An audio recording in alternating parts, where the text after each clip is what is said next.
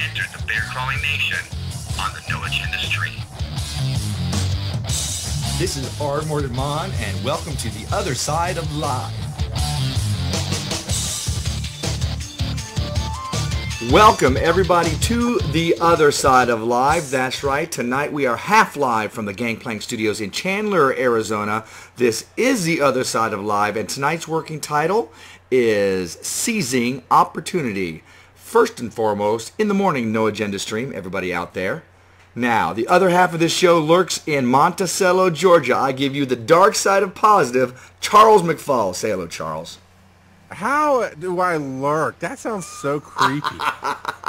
You're the dark side of positive. You are a lurker, my friend.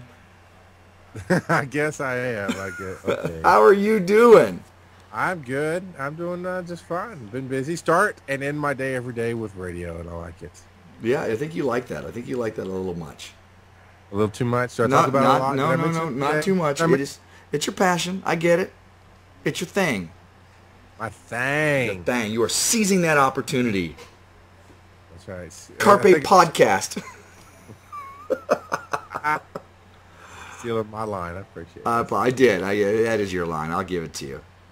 So I want to say that tonight we are rocking the Blue Yeti Pro mic, which means that it's picking up everything in the room in the hopes that I was going to have a couple people stopping by. I got a threat from my Tortuga buddy, D'Angelo, Jef Hall of the Tortuga Twins, saying that he was going to drop by tonight. We'll see if that actually happens because I have not heard hide nor hair of him.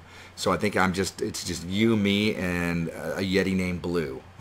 Baby makes three. Our good friend Lee Brown of Dirty Boxers. Apparently he's up late in Englandton. What is he doing? He's here. He's here, and he can't sleep. He's checking in. Awesome. In the morning, Lee of Dirty Boxers. It'd be the real morning for him because it's 2:30 a.m. his time. Well, maybe he's not up early. Maybe he just hasn't gone to bed yet. No, I think he's been working on all the craziness that he's working on. So oh, yeah? There you go. Oh, yeah? That sounds exciting. We might actually have to have him call into the show. He doesn't have your call in. You have to look up Mordant World. That is the call if you're interested. He's probably just super tired. He was sick earlier. His voice was collapsing on him. He's a poor bloody bloke. He's like Oliver. He's coming up to me, taking over his show in the morning. He's like, "Can I have more?" And I smack him, but it's okay. Well, it is, after all, a hard knock life. There you go. Now I noticed that Rathburn is also in the chat room tonight, and she is talking games and geek stuff. But I want to say thank you for friending me on Facebook or accepting my friend invite, because she is fighting side by side with me on one of my Facebook games. I'll just leave it at that. But not only am I making podcast friends, they're helping me in the real world by being social and playing fake games. It's awesome. A Facebook game? Really? Really? Dude, when you're here, don't make me get you hooked. I know you will, too. I will if you tip me. Hey, Lone Squirrel's in, too. Lone Squirrel. Who is Lone Squirrel, by the way? I see him, but him or her or it or whatever. But Lee Brown has the flu. And speaking of squirrel, Lee Brown has the flu. Yes, I know. All right, I just thought I'd share that with, everybody who doesn't know him. These are our friends from No Agenda Stream. They're the people we're making friends with. Lone Squirrel and JDA 2000's in, too. I see him. And Shadow's yours. Shadow's not. No. Anyway, these guys and girls, I don't know if any of them are female or not, but I know. Anyway, it doesn't matter. They come out and they support the stream. They listen to a lot of the shows on the stream.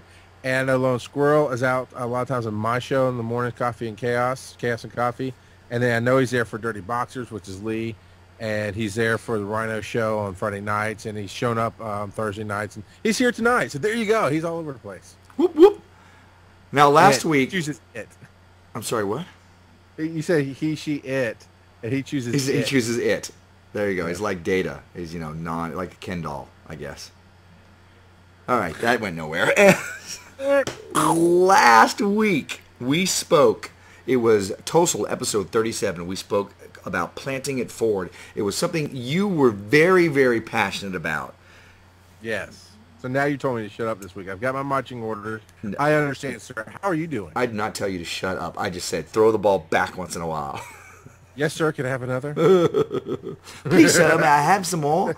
No, it was great. I listened to the show. It was fantastic. You did an awesome job, and it was a great topic. And you were the right person to take lead on that. I'm sorry, but that's true. I'm not sorry. It is true. Thank you, sir. I appreciate that. You're welcome, my friend. Now stop lurking and let's move on. All right. Moving on. So tonight's show, seizing opportunity. Those things that are in front of us, those things that come up that we look at, and a lot of times when you say seizing opportunity, everybody gets all excited, like, oh yeah, that's my goal. And as soon as I get the right opportunity, I'm going to move in. But what some people don't think about is there are opportunities in front of you all the time. Now, I just had an ADD moment. I looked down at the chat room and I saw Amanda say something about Skyrim. And I was like, squirrel. So, seizing the opportunity. What some people think, they're like, oh yeah, I'm just looking for that golden opportunity. And there are many opportunities in front of us, but a lot of times we don't recognize them. A lot of times we don't even see them because we're not attuned to that kind of thing. Certain people are attuned in business and as entrepreneurs, and they really see those opportunities in front of them, which are also in front of us, which we may ignore because we don't know what to look for. The other way that we're missing out on that is that it may be an opportunity that we think is beneath us, or that we can do better without, or we don't see where it's not large enough. It's kind of what I want, but it's not large enough yet, so I'm going to hold back. And I think that is a slight mistake as well. Now, there's a difference between ignoring the opportunity that you should be seizing in front of you and going down the path that's really not for you. There's also those temptations that are thrown at you. As far as, well, hey, I know you want to do this wonderful, great thing, but what about this? That's going to help you out right now. So that's something that you have to be able to discern the difference between all of those things. And it's not easy, my friend. It's not easy for me. It's not easy for you. And it's certainly not easy when my ADD kicks in and I see words like Skyrim. I was going to talk about this tonight, but then I got an arrow to the knee. It's another joke. Who did I get that from? That was Ron Bauman, who does not, my other Tortuga brother, who does not play Skyrim, but went on to knowyourmeme.com. And he just looked it up, and he threw it out in the show, and people howled. And I looked at him, and I'm like, I have no idea what you're talking about. Yeah, that's a big thing. So anyways, seizing opportunity. Ready, go. So, what do you think about seizing opportunity? I think it is. I think we took our happy pills tonight. Yeah. Well, I'm throwing it back to you quickly. That's all. You are a man. All right. I like to poke. I don't see people poke the bear, and I don't ever poke. I have claws. I go slash. Oh, did I hurt you? I'm sorry. Yeah. Well, we go from poking the bear to mangle the Mordant. We don't like that. Or maul the Mordant. And a little shiny moment, well, it probably won't be the last one, but the last one for right this second, is I had this great web comic strip printed out on my wall at work. It's somewhere in my papers here. I should frame it and put it up in the studio. And it's of bears. There's a panda bear, a polar bear, and a grizzly bear, and I think Red Riding Hood. I don't know why she was there. And they're playing like Duck, Duck, Goose or whatever. And she tags him, and she tags the grizzly bear. The end story is he like tags her back, and she's in a crumpled, bloody lump, right? And he's just staring like, oops. And the panda bear's like, you always play too rough, don't you? I really identified with that. So you should see it. You should have been there, and you weren't. So it's not me that's not funny. It's you aren't getting it. And I'm pretty sure that was Goldilocks and not Little Red Riding Hood. You're probably right. That's why it didn't make sense in my head. So... So seizing opportunity. What do you think about it? Yeah, I've been filling in on FM radio in the mornings. I do Chaos and Coffee, which is just your No Agenda stream. It's not a podcast. It's really was designed initially to tell you what's going on in No Agenda stream, to wake everybody up, to get everybody ready for the next live show, which is Lee Brown's Dirty Boxers. Whoop, and whoop. He's been carrying the stream for years. I mean, I don't know. He's been on here for a while. Since he was 12 years old, because he's just a weed nipper.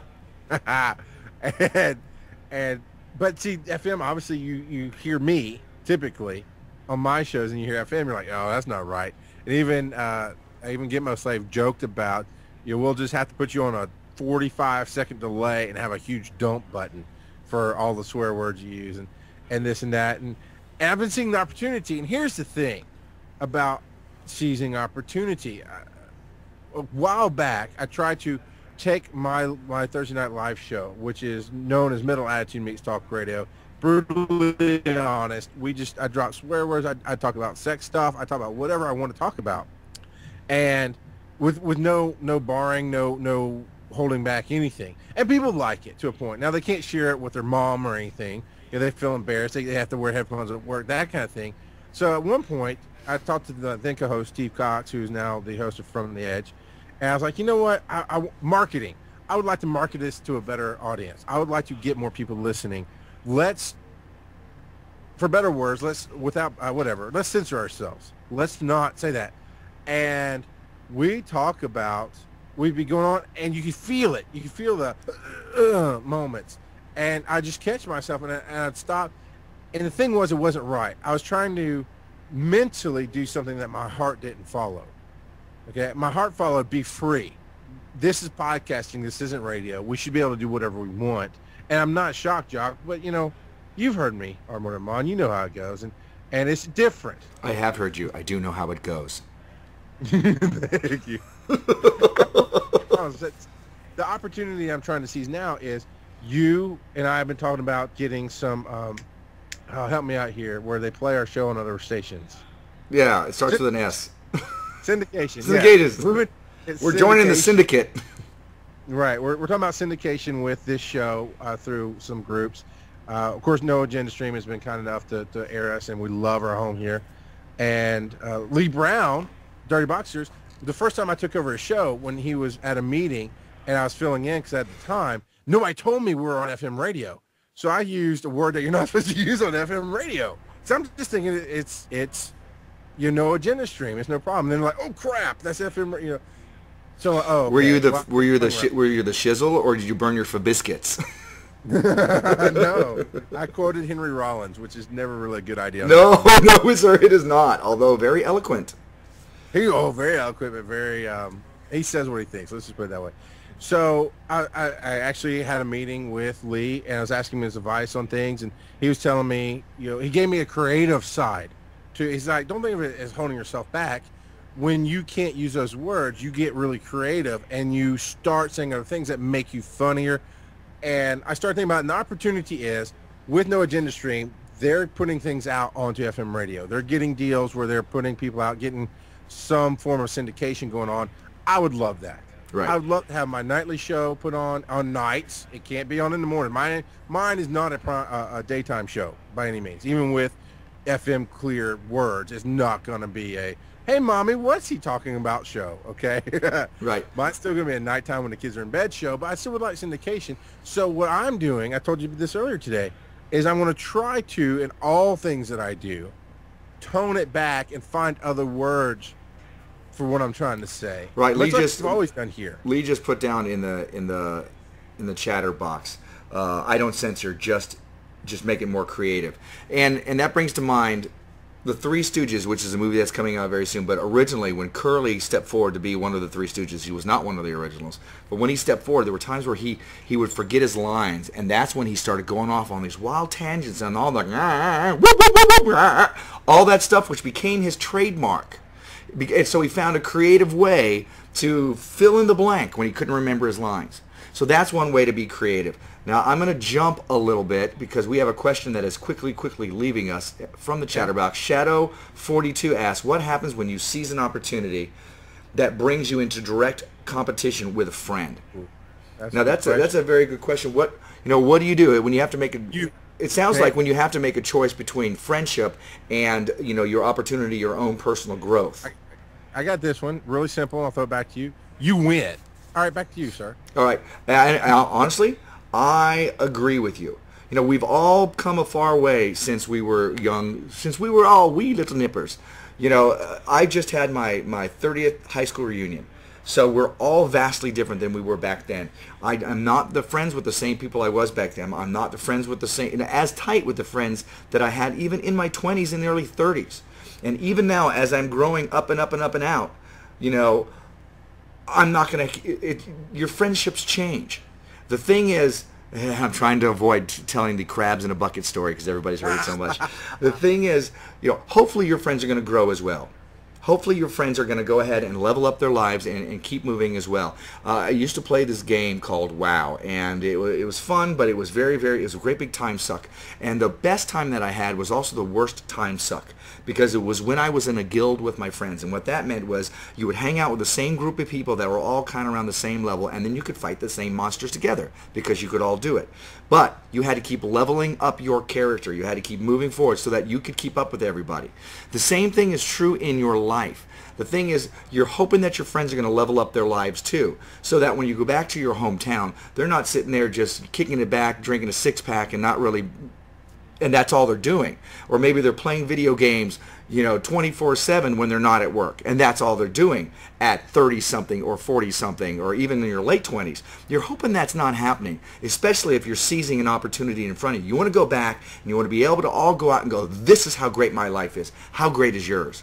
Or even if you are going through similar problems, you're able to go, this is what I'm dealing with. How do you deal with it? So the answer is, I'm going to go right back to what Charles says, you win. You choose to have the great experience in your life. You trust that you're going to make some great friends where you're going. You hope that your other friends are going to keep up as well. You're not going to diss them. You're not going to ignore them. But you have the right to move on with your life. You have the right to make this the best life that you can live, and even show as an example for other people around you and your friends. So I agree with Charles. You win. And here I thought I was just being funny. Yeah, but you were an accurate funny. I'm accurate funny. I like it. It's well. See, here's the problem. Hang on a second before you jump into the problem. I'm going to throw out there. That was a great question. If anybody wants to call in, 813-413-7133. Shadow 42. We're here if you want to talk to us, or anybody else wants to chime in. Lee Brown. I'm looking at you, son. But I guess you can't call in, can you? Skype it, brother. All right, go ahead. It's Mordant World. If you're looking for the Skype. Mauling the Mordant. So, and a quick apology to Shadow. He did send me links. I asked for like 2 weeks ago. He sent them immediately. And I'm like, you'll hear from me this week. Yeah, you'll understand the Bears time frame is like Doctor Who. You'll hear from me in a year. For me, it's been a day. So, it's the way it works. But I like it. I need to talk to you about your music, this and that and the other. Getting there, my friend. The problem I have with the word competition. Now, sometimes that is very true. Sometimes there's one job. Wait. How did you get to competition from what we just, I don't think people saw that segue or heard that segue. Go into it. The question. Yeah. Well, what's the question? Find ways to help each other succeed. Don't make it a competition is what I see from Casey. No, I know, but what it was his question. I'm building into something. It is what happens when you seize an opportunity that brings you into direct, there's the word, competition with a friend. But it helps the audience, because you're right. The audience might have been like, wait a minute, he just said, no, I'm going back to the question, because I'm going to tackle it from the dark side positive here, is there's so many things that we view in this world as competitions that just aren't. Now, I don't know the specific, or he was referring to something that Scaramouche wrote. And is this you on the line, Shadow?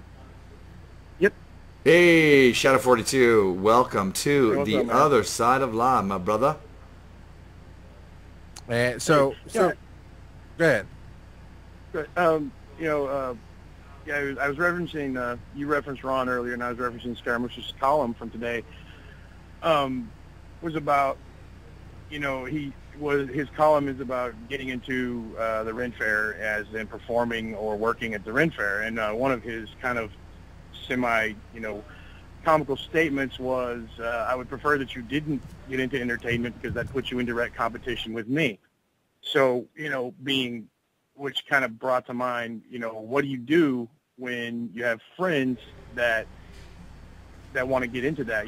For us as the Musical Blades and you guys as the Tortuga Twins, we're already kind of both doing it, and before I even met you guys. But the point being is, for that particular genre, stage space is limited. There are only so many fairs out there and so many places to get on stage. So, you have to make that choice of, I really want to do this, but do I really want to get in direct competition with my friends? Right, but also, we've already done this once before. We've already left, friends and family and gone out on the road. We've already denied our comfort zone and struck out for those wide open spaces. So it's kind of like we've chosen a different life for ourselves, and for many of us, it was very abrupt. Yeah, we all kind of hung out, and we broke our teeth at our home show, but then there came that moment we were like, okay, I'm stepping out into the void, and there's probably just a couple of guys I know going with me. If I'm lucky, there's somebody else. So we've done that. So your question is it in relation to other people that we work with? Well, more in the relation of, I guess when you have friends that aren't doing it but want to get into it. Right. My personal feelings is I try to be as encouraging as possible because I honestly think there's room enough out there for pretty much all of us to do our thing. But at the same time, if you want to make a living at it, there is, kind of limited space at those fairs, if you will. Right. But I do think that you should still be encouraged because if somebody really, really wants to perform and really has that drive, I personally don't think I'm one to tell them not to do it. Absolutely. I think you're right. A couple of weeks ago, we had Louis Scaradec, who is one of the London Broil. He is also one of the 5 or 6 people who have decided to get into stand-up. And I watched them last year as they had their beginnings, and they were okay, they were pretty good. And then by the end of the year, they were putting on their own show, headlining their own show in Charlotte, North Carolina at a comedy club. And they just did it again in Scottsdale, Arizona. So on some level, they've all separated from us. And in the beginning of the year last year, they were like, anybody wants to, come on up. And now they're at a different level. And the best thing that I can do for them is just to bless them in what they do. Good for you. Good on you guys. I'm so proud of you. I'm so happy for you. Now, the best thing that I can do for me is make sure I've got my own stuff going on, so I'm not feeling jealous. Now, there's a little twinge of, oh, that looks so cool. I wish I could do that. But I've got so much of my own going on and having so much fun at this that I'm just smiling and nodding at them and doing the same thing for me. Right. Yeah, totally. I mean, I think pretty much I don't know any performer that does this on the circuit that doesn't have more than one iron in the fire. You almost have to, I think. What's your other iron that you've got? Me, I have multiple types of music that I do, as well as leather work and things like that to keep myself busy. Then there's that 2-year-old, Oh yeah. that'll keep you a little busy, won't it? A little bit. But I just that comes up a lot because I know performers that would completely discourage and say, oh, you shouldn't do that because that puts you in a competition with me. With that being said, I don't. Let me do say that I never picked that up from you guys at all. Quite the opposite. As far as us, you guys have always been so encouraging to us, and I appreciate that a lot. Yeah, and you guys are a hoot to hang out with, too. A lot of fun. That's what I mean by everybody playing at the same level. You guys are leveling up your lives. We're doing the same thing with ours. It may be helpful that we do different venues or different types of performing. But from what I've seen of musicians, they tend to all get along together anyways because then they can all jam together and have a good time. So I think there's a lot of camaraderie, even intermingling of all your groups. Yeah, quite a bit. Of course, it depends on the group, and you always get that. Some of the groups are a little standoffish, but I haven't really encountered that personally too much in the time that I've been doing fairs. You see it more in the bar scene. I see it a lot there with bands that don't want to deal with other bands, but luckily on the fair circuit, we all seem to get along pretty well. Yeah, I think it's when something like that happens. It happens with our friends as well sometimes, and it's just a level of insecurity. You're not having enough confidence in yourself that you need to pull somebody down, or you need to ask them to hold back a little bit. Oh, come on, man, let me have my chance. Well, right. Yeah, there is a sense of noblesse oblige. Once you've got yours, you should let somebody else and maybe even give them a leg up, help them out. But if they're trying to hold you back, and if you're not stepping in front of them, if you're trying to step in front of them, that's one thing. If you're so headstrong with your competition that you're squishing them while you're moving forward, that's not cool. But if you're not doing that and they're asking you to hold back, then you just kind of all right, distance yourself from them. You're not going to win in that argument, I don't think. Right, totally.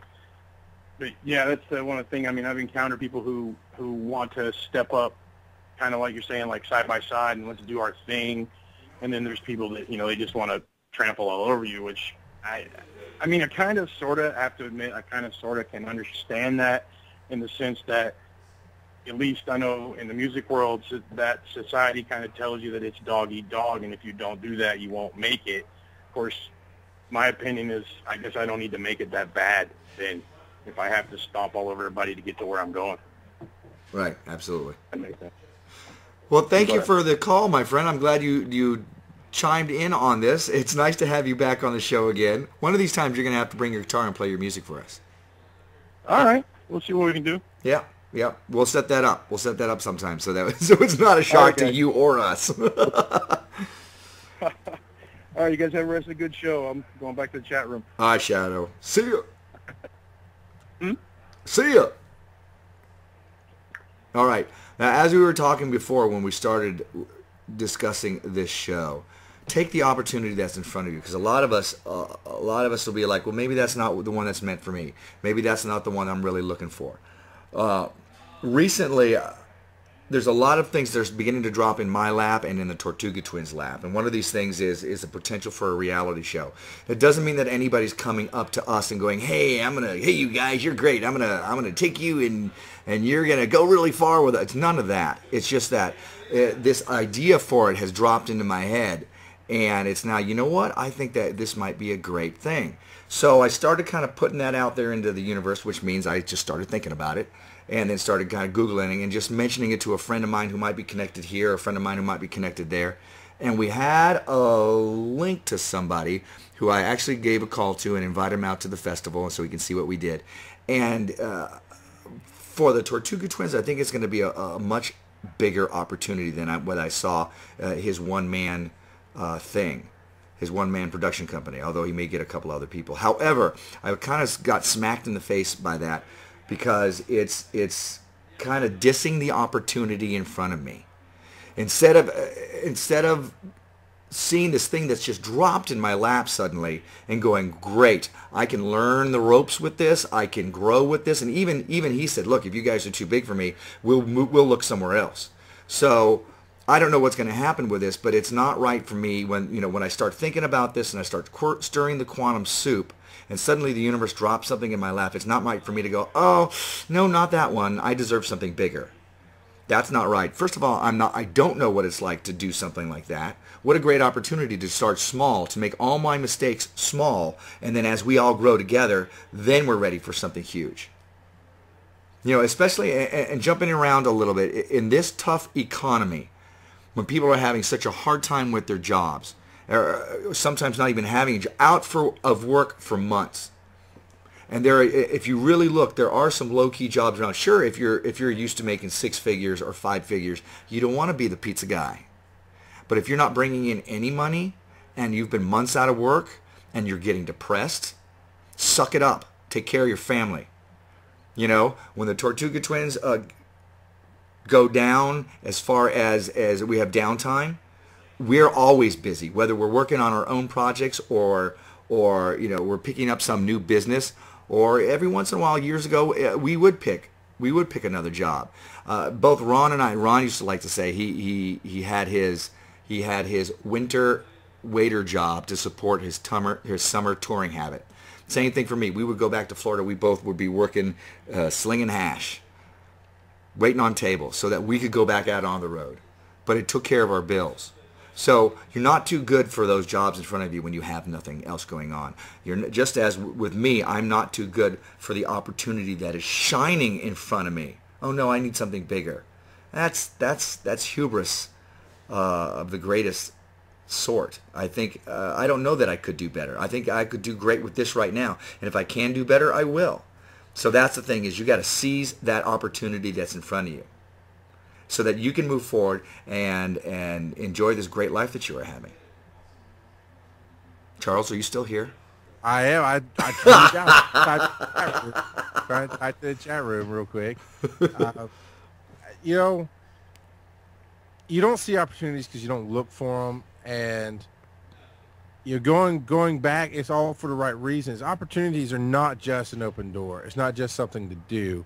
Going back to what I talked about with the FM radio and why I'm going to not use the language I've been using. I'm going to try to be more creative because that's a positive way to look at it. Before I was looking at it in a negative light. I'm constraining myself. I'm censoring myself. And it didn't work. And I think we do that a lot. We go, I can't do that. Oh, there's just no jobs out there, so I'm not going to go look today because I'm depressed. We do that to ourselves, whereas what I'm doing now, I was shown the other side of it. I was shown the positive side of, hey, this isn't a bad thing. This isn't constraints. This is be creative.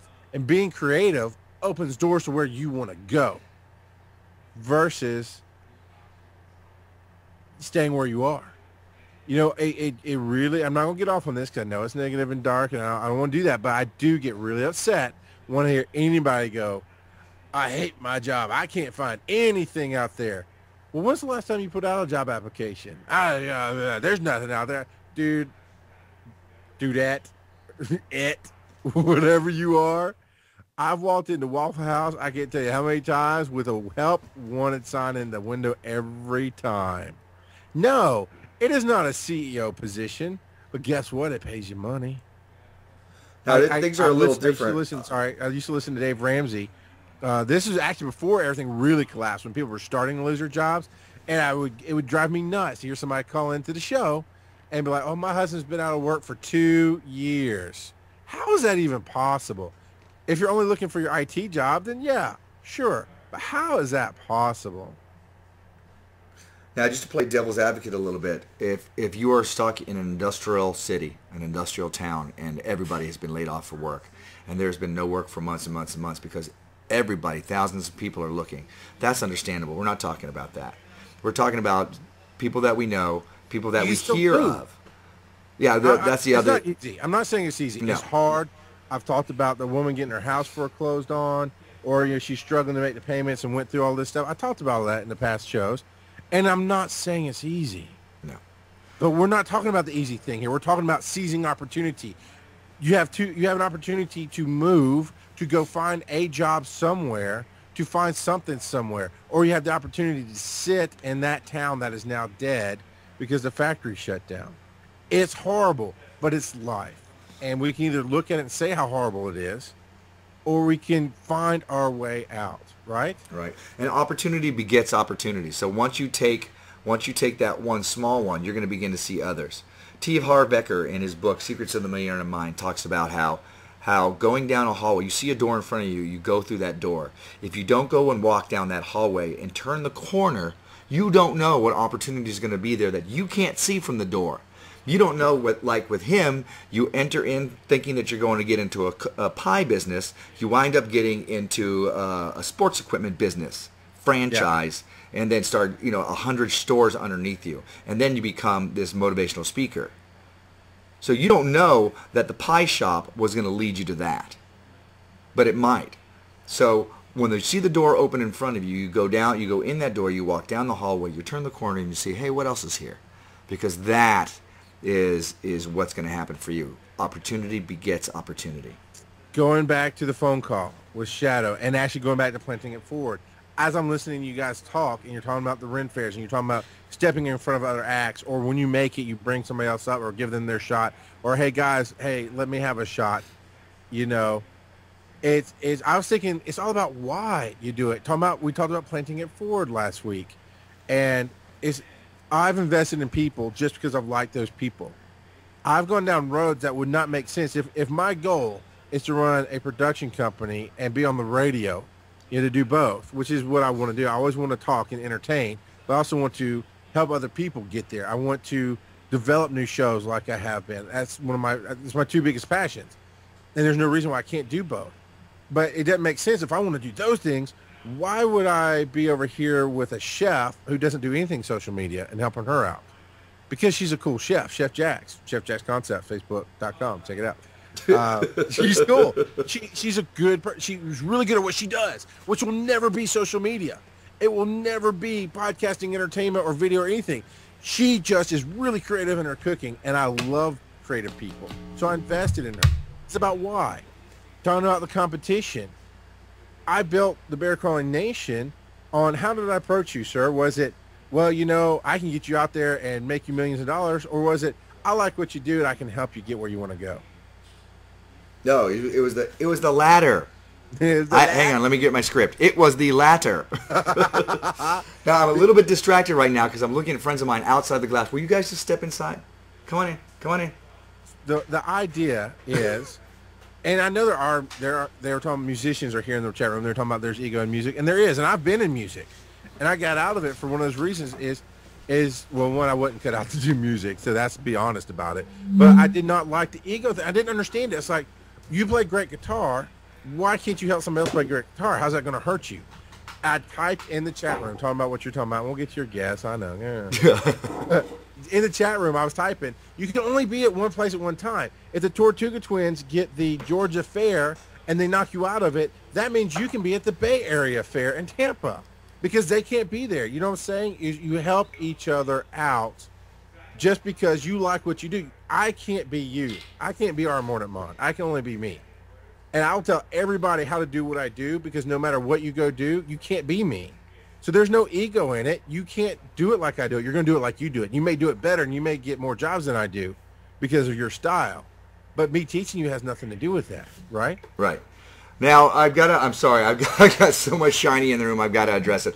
I just have my good friend, Jef Hall, D'Angelo of the Tortuga Twins, has just stepped into the room with our friends, the Esparzas. So everybody say hello. Hello. Okay, first of all, can you guys hear? Yeah, we can hear. You hear? Okay, great. So what we're talking about tonight is seizing opportunity. And we're talking about just sometimes we'll get opportunities in front of us and we're like, oh no, that's not good enough for me right now.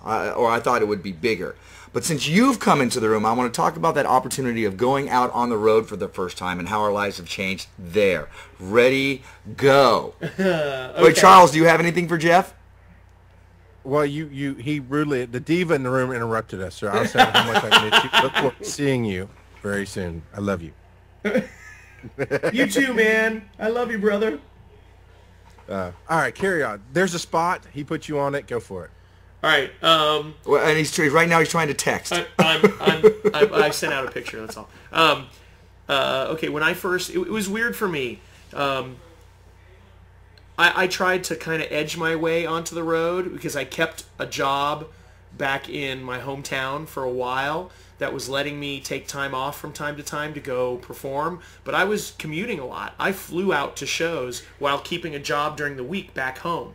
And when my working back home came to an end, and I was kind of forced into going on the road full time, it turned out to be the best thing that ever could have happened to me. Because I was at that job. I'm one of those guys that's stupidly loyal to his employer, no matter what, even if they're treating you not all that well. I was there for 10 years. 8 of those years was without a raise. Wow. So me going on the road changed everything. Everything got better for me, and it's my fear of grabbing that opportunity, I think, held me back for a few years. So I mean, it's you got to take chances. You got to put yourself out there because you never know what's going to happen. And I have on my Facebook page, I have one of my favorite little quotes, and I kind of just something that popped into my head. I said, if what doesn't kill us makes us stronger, damn, am I going to be buff? I've asked this to our Mordant there, and I want to throw it to you. And it was kind of asking this way earlier about what happens when you're seizing opportunity and brings you direct competition with a friend. What I'd like to phrase to you, I know this is what, the 20th, 25th anniversary of Tortuga Twins? Yep. So, is it 20 or 25? 25. 25. We wish it was 20. Yeah. 25 years you guys have been doing this. We're all getting older. That's life, right? What happens when there's an opportunity for you to chase your passion, whatever that might be, and that takes you away from doing this? Away from the Tortuga Twins? Yeah. Well, it's started to happen for all three of us. We all have outside, jobs and things that are, pulling us away. I don't know if pulling us away is really pulling us in different directions. Yeah, it's not necessarily pulling us away, but like it is 4 horses. It is, yeah. It is occupying more of our time and more of our mind space. Yeah. Yeah, so so we have to consciously be a little more focused on everything. Whereas our we used to eat, sleep, drink Tortuga. Now there's other things that are creeping in, so that we have to focus on whatever it is we're working on and not just assume that our brain is going to go to that one single job, you know. But as we get older, I don't know, I think we can multitask and focus a little better. We learn to juggle. We start off as Renaissance professionals knowing how to juggle. Now we learn to do that with our lives. Yeah. Although I don't know how to juggle. I never learned how to juggle. It's like learning to tie a tie. I'm like, nah, I'm not gonna learn how to do that. I'm too good for that opportunity. And then I'll walk by everybody throwing clubs back and forth. And like, hey, come on in. I'm like, I don't know how to juggle. I'm sorry. I don't know how to do that. So yeah, it was very, I think, very frightening stepping out there into the void and going on the road for the first time. Just as when I first started doing my Mordant World stuff, just as when Jef started doing all of the things that he's working on now. You're stepping outside your comfort zone. You're reinventing yourself. You're becoming, for a moment, one brief shining moment, you're becoming Bill Shatner, and you hope to God you're the funny guy that people are going to love you, as opposed to the old guy who used to be a Star Trek captain and is nobody anymore.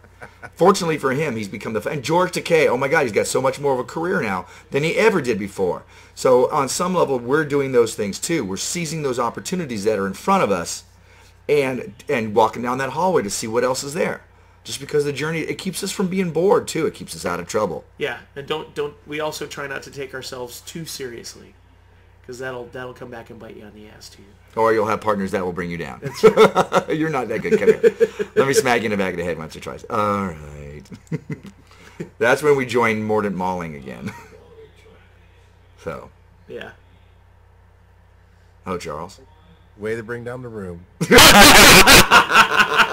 All right. Well, Jef, what's been the highlight of what's going on for you recently? How has life changed for you as far as, when we first started going on the road in our 20s, early 30s, and now where we're in our, just maybe late 30s? Well, we've done stuff. We've done stuff. I mean, stuff that I never thought I'd ever do has become old hat with Tortugas. I mean, we have written, produced, and toured our own theater shows. I mean, when you think of the gravity of that, that's huge. And it's kind of like, we've done it. But I mean, it really is on some levels. That's a huge undertaking. I mean, we know the kind of work that went into it. It just completely, encompassed our entire life for that little bound of time that we were working on it. There's a saying that happens just before we open a theater show, and it's usually within a couple of days of our opening. And the first person to coin this phrase, it was Jef. And he was just very, very calm. He's talking, and somebody's like, well, how you doing? And he goes, is everything okay? And he just turned to him, and he just says, no, right now I am freaking the bleep out. And the same thing happened to me a year or so later. A friend of mine asked, oh, you look like you're pretty calm. Yeah, I'm not. I'm not. Right now I'm freaking out. Yeah, you don't want to be in my head right now. There's a lot of screaming. And then it's weird. It's like in Shakespeare in Love. Well, how does it work out? I don't know. It's a mystery, because it does. People get hurt, or you lose props or something, and yet when it comes showtime, everything works out, and you're like, oh my God, it all came together. I can't believe that. Yeah, and we were all really, really losing it until the moment that the curtains opened and we stepped out on stage and everything was fine. Yeah, and you know what? It was the first laugh. Yeah. We got the first laugh. It was like, we're going to be okay. So what would be the next big opportunity for the twins as a whole? What's the next step? Well, we're working on a couple different theater shows that are going to open us up hopefully to an even broader audience, more so than just and that's been our focus for a while now, is trying to get the Tortuga word out there. In other words, get people exposed to us that normally wouldn't be. We have this great Renaissance and fringe Renaissance fan base that's awesome, and they'll follow us anywhere. But we want more than just them. We need to get exposed to, the middle America that doesn't go to Renaissance festivals, all the people that watch television, and those are the people that are going to help open other doors for us. So we're trying to figure out a way to get exposed to them too. I agree. Well said. Thank you. But I know I've been a part of some of the opportunities being presented, and not everything's right. We were talking about that earlier today. Not every open door is the one you're supposed to go through. And I've talked to you guys about podcasting in the past and your different marketing strategies, and none of it's quite worked for you. But it looks like you're going the route that I would not imagine a Renaissance a group doing. You like you say, you've written it and toured your own shows. You've got I own one of the videos, DVDs that you guys done, which is basically, a half movie, half stage show that you put together and put a lot of work into. That is not a normal opportunity. So you guys, are you saying that you are always on the lookout for new ways that normally, if you looked at it in Renaissance terms, you'd be like, well, I can't, that won't fit. That's not what we do. We do a stage show. But you're actually looking for other opportunities that wouldn't normally work. That we have to. Yeah. We have to. Renaissance festivals are honestly, they're like a velvet trap. You make a good bit of money and it's easy work, and so you don't really push too far beyond it. We pushed to get to the height of of our profession because we wanted to be up there, and now there's that glass ceiling that we have to find a way to break out of. And something you said is very, very true. And I'm discovering this more and more myself. If I want to do something, if I want to be in a show that does a certain thing, or be in an action show, or be in a show that involves other people, or whatever I want to do, a radio show, if I want to do that, I need to create the opportunity as well. Don't just sit back. Nobody's going to hand this to you. Maybe somebody will come your way if they see everything that you're doing and go, wow, that's great. But then you've spent 20 years doing that, so you've just been in preparation for that. So you have to create those opportunities as well. Don't you think so? Yeah, absolutely. We Now, can't, otherwise we're stuck doing the same thing that we've always done. Old men in tights, not a pretty sight. We are big fish in a small pond right now. Yeah. But we don't mind jumping into the big pond because we want to grow. It's like those koi fish. Yep. They'll grow as big as you let them grow, but they need more space. They need a bigger pond. Yep. And right now we're starting to look for a bigger pond. There was a little bit of time, I think, in the last couple of years where we've just kind of been resting on our laurels, and it's just like, I don't know if I want to work harder. That's where that fear of success plays in. Oh my God, I work so hard now. Do I really want to do more? But we find that as you do step into that and you become more successful, you have other people helping you out. So it's not really working harder or working more. And you're doing, hopefully, more of something that you love anyways. So it's more like playing for money. You're playing hard, but it's playing for money. Well, let me throw this out. You talked about being a big fish in a small pond, and I've been there. The group of podcasts I used to run with, that half of them are just not even podcasting anymore, but they're all sit around our kitchen tables, and isn't this a cool thing? I'm like, no, this isn't good enough. I mean, you do a good show, but this isn't good enough. Big fish, small pond. I jumped up to the next level and started doing live, and then went up to now we're on No Agenda Stream on the nagradio.com. And because every step I go, I want to be that little fish, because big fish in a little pond equals fat and lazy. Right. That's true. Right. That's true. That's absolutely true. That's a good way to put it. I got to say something I just saw in the chat room because I got to say it. Lala Siegfried, I love you. She says, I love old dudes. In tights, out of tights, whatever. Whoop, whoop. Our people. Our fans. Thank God. So, and then of course BCN Amanda said, it's the codpiece, Lala. So what else? Obviously, we know this is the Outside Live. We know our Mordant Mon and many of the avenues that he's seeking outside of the Twins. What's something that you are seeking, or I believe you have somebody with you? Maybe they would like to chime in and talk about something they're seeking. But what opportunities are you seeking outside of what you're known for? Well, they've got deer in the headlights look right this very second, so I'll jump in and say, okay, I'm very diverse. Yes, I said diverse, not perverse. Well, a little of that too, but I have a business doing holiday lighting, which coincides with the ebb and flow of the festivals. When we finish up our season, come like November, I go out to an area in Tampa Bay, Florida, and I do custom Christmas lighting displays. I go out, I do a lighting design for a homeowner or a business owner. I have a crew that goes in, installs the lights, maintains them through the holidays, and then breaks them down and carts them away at the end of the season. It's become very lucrative, and it's really neat because people hate putting up their own Christmas lights. And with this service, they don't have to buy or store anything. We supply it all. It's great. In addition to that, and that service is known as Decorating Elves, and you can find that at decoratingelves.com. Am I right? Thank you. We will pimp you out later. This segment brought to you by decoratingelves.com. Now, Yes, that's right. What? I'm with you. I hate putting up lights. You know, this is murder. I don't like to do it. Yeah. How much pimping of the Tortuga twins or Decorating Elves do I have to do to get you to come up to Georgia and do it for me? Dude, you are so in the woods. Nobody sees your house. That's not the point. The wife sees it. Dude, if I did it, they'd see it from space. Ooh. Once again, decoratingelves.com. Avoid the holiday hassle. All my career as a radio guy has been leading to this moment. And one other thing one other little business that I stumbled into just came from a need for something. We sell DVDs and T-shirts and all that other stuff, and we needed to be able to take credit cards for all those items.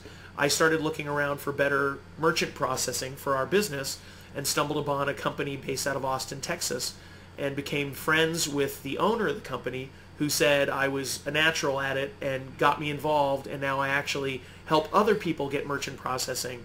I set them up with accounts, I find them equipment, and that's become a little side business too. I help out a lot of the people that do the Renaissance festivals. So, but you had to be open to those opportunities first. Absolutely. I mean, this is so contrary to the performing that you've done. You had to completely 180-degree turn. So, what made you go, aha? You know, being a stage performer like yourself, we're pretty good at selling ourselves and products. You know, if it's a product that I believe in, it's easy to sell because I can stand behind it. It makes sense to me, you know. And I saw an opportunity to make some money for myself and at the same time help out people that I kind of care about. I mean, that has everything that anyone could possibly want in a business. You know, monetary gain, warm, fuzzy feelings, and something that you're good at. You know, what else could you ask for? So it just kind of fit.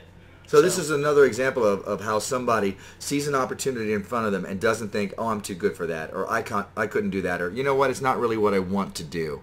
So, and he went ahead and took it, and now he's parlayed this into 2 other businesses. Yeah, and there's you know what, there's a lot of people out there that I constantly hear, I've been out of work for 2 years. That boggles my mind. If you've been out of work for 2 years, you're not looking for a job. Thank you. I don't get it, you know, because if my bills and my family are on the line, I'm going to go deliver pizzas. I'm going to go deliver newspapers. I'm going to do whatever, you know, what some might consider a menial job there is. I don't care what it is. I'm going to go work. I'm going to make money.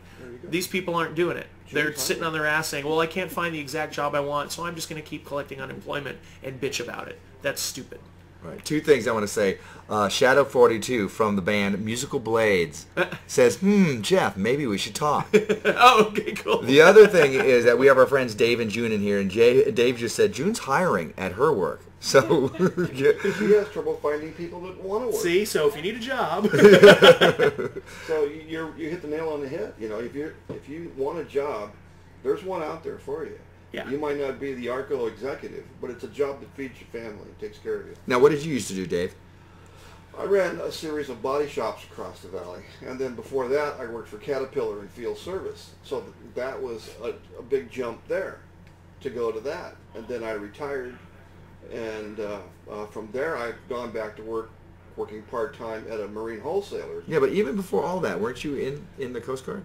No, I wasn't. You weren't in the Coast Guard? No, well, I started off working as a longshoreman for the port of Tacoma when I was 17 years old. All right. Yeah, and now you've chosen to keep working. You've chosen to keep doing things, and you found work. You found work in Tacoma. You found work here in Arizona. Right, because those are, it's like you guys are saying, those are doors of opportunities, and you have to investigate them because you never know where they're going to lead. It might not look good at the beginning, or it might be looking like gravy, and you just walk into it. But you never know until you go through that door and see what's on the other side. You can always turn around and come back out. It's true. If it's not working out. But you got to try that to see if you never know. You never know. Like this job that I've got now. I got offered a position, you know, in my hometown, 1,500 miles away if I want to work up there. In Tacoma? In Tacoma, yeah. You know, doing things like helping you guys when I fix your truck or his trailer or Ronnie's gun. Ron's guns. Ronnie's gun. Dave also builds guns. Trailers, boats, motorcycles. So sometimes you can parlay your hobby into a job opportunity or a work opportunity. You never know, and you never know if just even doing your hobby, you're going to meet somebody who will have something that has nothing to do with what you're working on, and yet suddenly your life is different. So it's being able to see those opportunities that are in front of you and not really poo-pooing them. And being able to be discerning enough to know, because there is a difference, and I want to caution against this, there is a difference between when something shows up and it's just kind of tempting you away from what you know that your path is. No, I'm supposed to be doing this. Ooh, but that looks easier, better, shinier, whatever. Sometimes you got to say no to that. And when that happens, once in a while, your opportunity or the path that you're on blossoms. And then you become the best of the best in what you've chosen to do and what you said to yourself, I love doing this. So you got to make sure you do that as well. But if you're just sitting home, in your underwear playing your Xbox because you haven't had a job for 2 months, it's not that, the opportunities coming at you are wrong. It's just that you need to get off the couch, take a shower, and get a job. So be careful with that as well. Go ahead, David. Now, let's go back to my son, Alan. He had a dream of always wanting to put together and do his own movie. So he started working on it a couple of years ago. He wrote a book. The book got published. Once the book was published, he made the movie, The Beautiful Brit Baker, and now he got accepted last week to the Seattle Film Festival. So that is blossoming for him, his dream. And all he did was open that door and see if it was going to work or not. And he still doesn't know because he hasn't won anything at any film festival or anything yet. He's still pushing it, at the Seattle Film Festival. And he was probably keeping another job during all of this. Sure. He had his regular job. Yeah. He couldn't quit that. He's already been offered a job in L.A. They told him to quit his job and move to L.A. We can give you full-time work. Nice. He says, I'd love to do that. Now this is, I hate to interrupt, but we're down to less than 3 minutes. That is Alan Esparza, who was on an earlier episode, I think last year around July, so I'm not sure what the number is right now. We will look it up and put a link to that episode of The Other Side of Live so that you can listen to that. And I was there. We were filming the movie Beautiful Brit Baker, which is now complete and going to be out in... It's out. It's out somewhere. I'm not sure how it's going to be yet. We're waiting to see if it gets picked up. Right. So we are at right about the 2-minute mark. I want to thank my guests for coming in, my surprise guests. This was awesome. Charles, do you have anything to say to them? I look forward to seeing you soon, Jeff, and I'd like to hear more about the motorcycles because I've got a motorcycle I'm working on right now. What kind? Well, I'll hit you after. You'll have to. Okay, 2-minute warning. That's a whole show in itself. That's right. All right, for those of you listening to the podcast, we are The Other Side of Live. We are live every Tuesday at 9:30 p.m. Eastern Time, bearcrawlingnation.com/NAS. The NAS stands for No Agenda Stream. And those of you who are listening to the live show... Wait. What? Are you serious? Mordantworld.com/NAS. Thank you. Done. Is it up yet? It's not up yet. Up for like 2 weeks. It's just hidden. Mordantworld.com/NAS. All right, whatever. Then okay, mordantworld.com/... those of you listening to us live, theothersideoflive.com. You can listen to old episodes. We are also available on iTunes. I can remember. You can email us, Tosol, The Other Side of Live, Tosol at theothersideoflive.com. And you can find us on Facebook. You can find us on Twitter. You can find us everywhere. And please go to facebook.com/BC and Tosol or mornitworld.com and leave a voicemail through SpeakPipe. It's easy. You don't even have to have a phone. Just hit leave a message, and it'll come right to us. We'd love to hear from you. That's right. Please feel free to leave a message, and we'd love to play it on the show.